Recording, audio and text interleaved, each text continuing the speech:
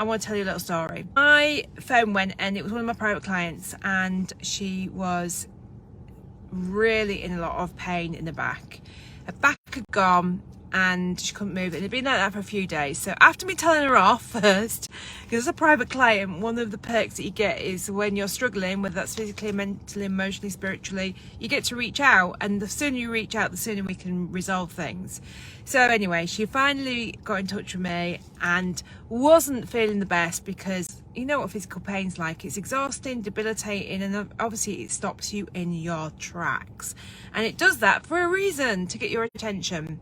So on this bright and wonderful day, she decided to reach out to me, told me that her pain was about a 9.5 out of 10 at the time, and basically wasn't able to move.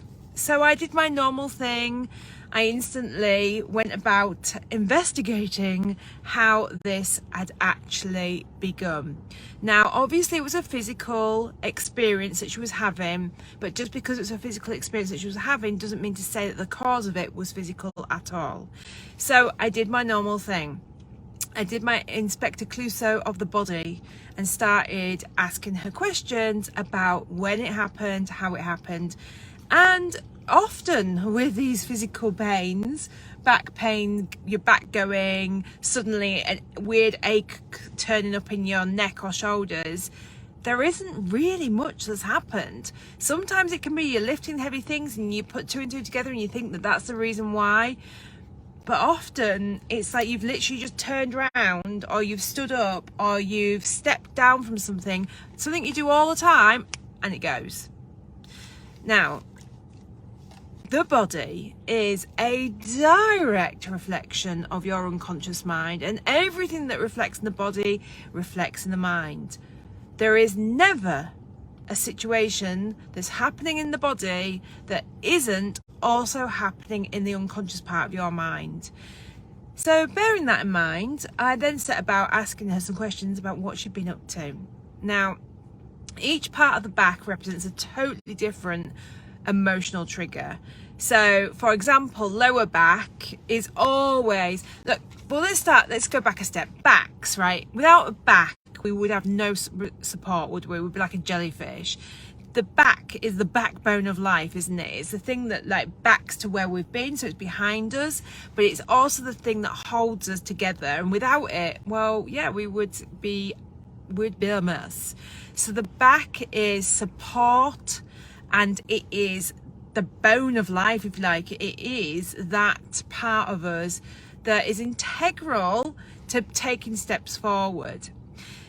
So each part of the back represents them when we break it down to different emotional aspects of our life. And the lower back is always around support, around family and finances, always. So you can guarantee if there's some pain in the lower back, it's because of something been going on in your immediate life, whether that is a day or 2 days before, or the run up to your back going, that is around stress to do with your family or your finances, or sometimes a combination of both. Always. In fact, every single part of your back and your body represents a different emotional cause. So I started chatting to my client, asked her a few questions, and hey, bingo.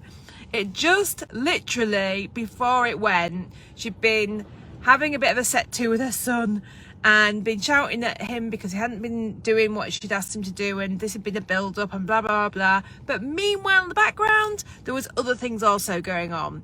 So it wasn't that one event, there was also other responsibilities and stresses and lack of support in her life, from work to family, that were grinding her down.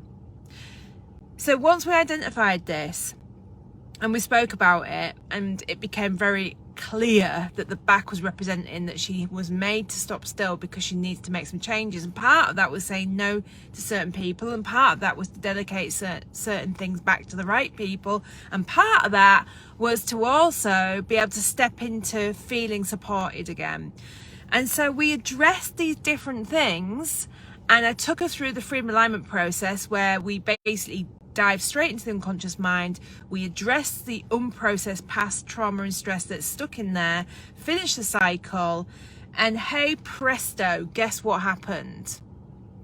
Literally within the hour that we were chatting, it went down. And the next morning when I spoke to her, it had gone from a 9.5 out of 10 when we first spoke to literally a 1 out of 10 in less than, well, hours. Now she's absolutely fine. 2-3 days on, she's back to normal, going back to the gym, all good. The reason why I'm sharing this story is the body is always communicating, but are you listening? Are you listening to what you actually need? Because until you do, the aches, the pains, the weird things that show up will not disappear. They are directly communicating to you that there is something that you must address. And until you address this and experience it, it will not dissipate and go. So a little hot tip. Instead of seeing ailments and aches and pains and anxieties and depressions and stress and as a barrier to feeling good, see them as the communication gift that are telling you that there's something you need to do. There's an action you need to take. There's a letting go process you need to input, and you will, I promise you, return back to your natural state of health.